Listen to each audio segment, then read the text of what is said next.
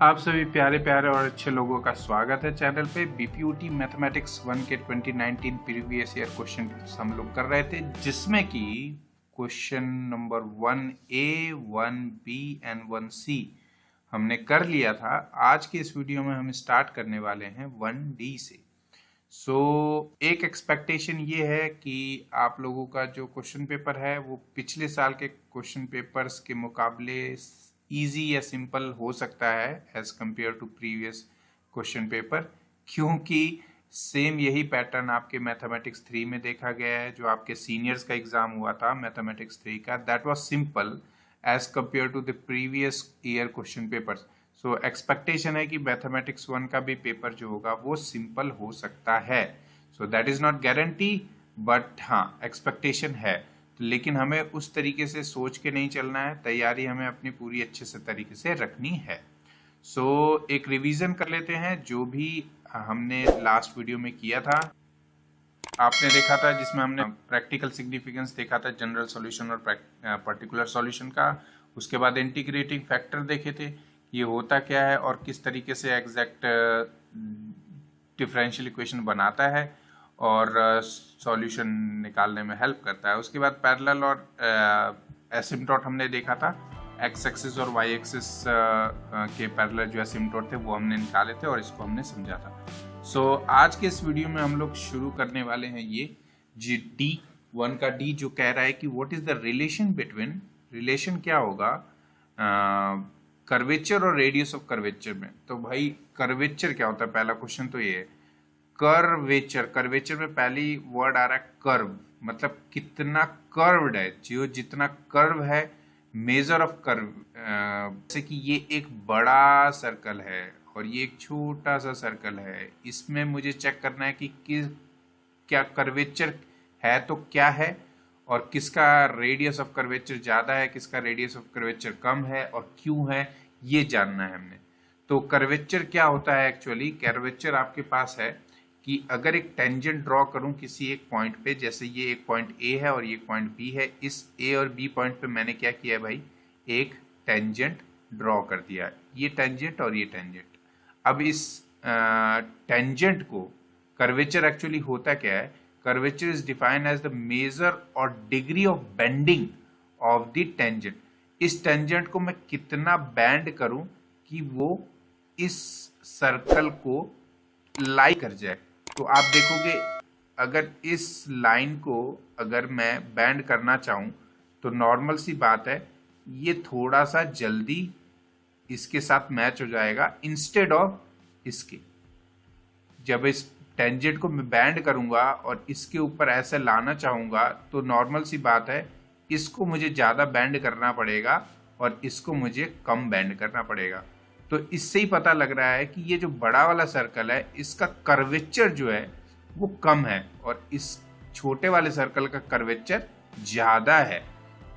अब कर्वेचर तो ये हो गया कि major or degree of bending of the tangent at that point, जो टेंजेंट है उसको कितना बेंड करेंगे, तो ये जो है वो कर्वेचर हुआ।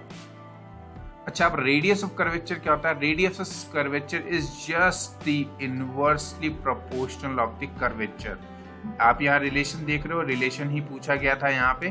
तो रिलेशन है r equal to 1 by kappa, where r is nothing but the radius of curvature and kappa is nothing but curvature.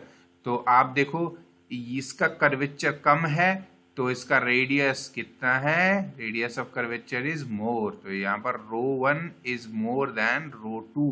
ρ1 ρ2 क्या है, रेडियस है दोनों सर्कल के या कर्व के कह लो। तो कर्वेचर जिसका ज्यादा है उसका रेडियस, जिसका कर्वेचर ज्यादा है उसका रेडियस कम है, जिसका कर्वेचर कम है उसका रेडियस ज्यादा है। तो इसी से पता पड़ रहा है दिस इज द रिलेशन, और यही पूछा गया था इस क्वेश्चन में। तो चलो फिर नेक्स्ट क्वेश्चन चलते हैं, question number D. Wronskian, what role does it play in getting solution of differential equation? Differential equation का सॉल्यूशन निकालने में किस तरीके से हेल्प करता है।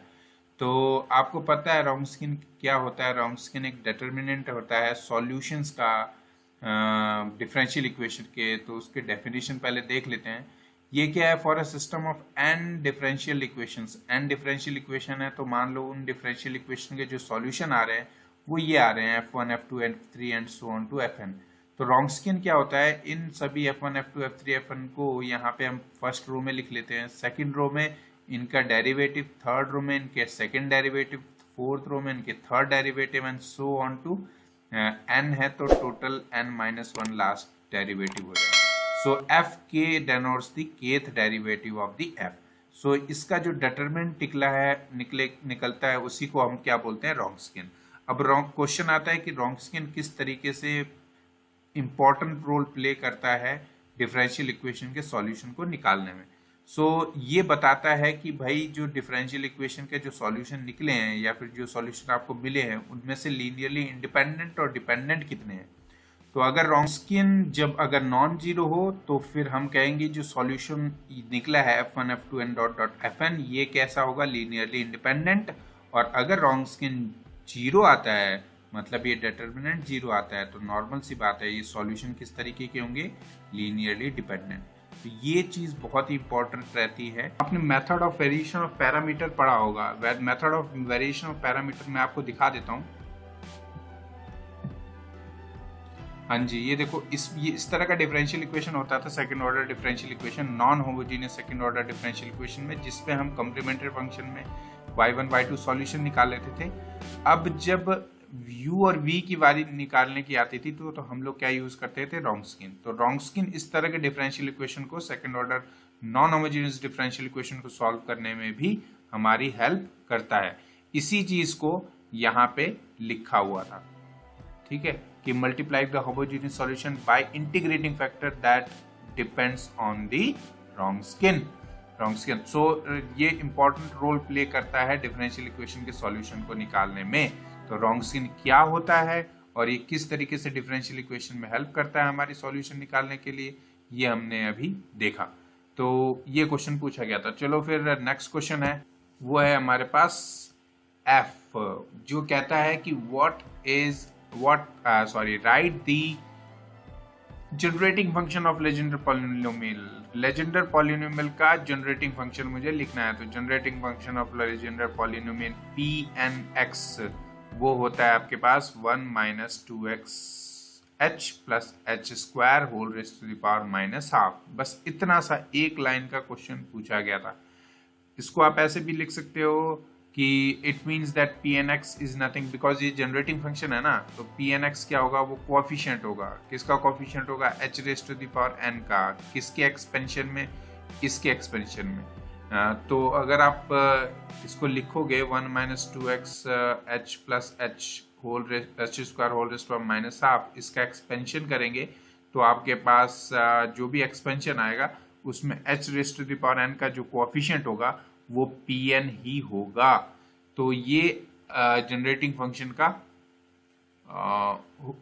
फंक्शन होता है लेजेंडर पॉलिनोमियल का। सो आई होप आप लोगों को ये समझ आ गया। नियरली 10 मिनट्स हो गए हैं, तो इस वीडियो को भी हम यहाँ पे समाप्त करते हैं। फिर मिलते हैं नेक्स्ट वीडियो में जिसमें F के आगे के क्वेश्चंस हम लोग करेंगे। Don't forget to subscribe the channel. Thank you so much. मिलते हैं नेक्स्ट वीडियो में।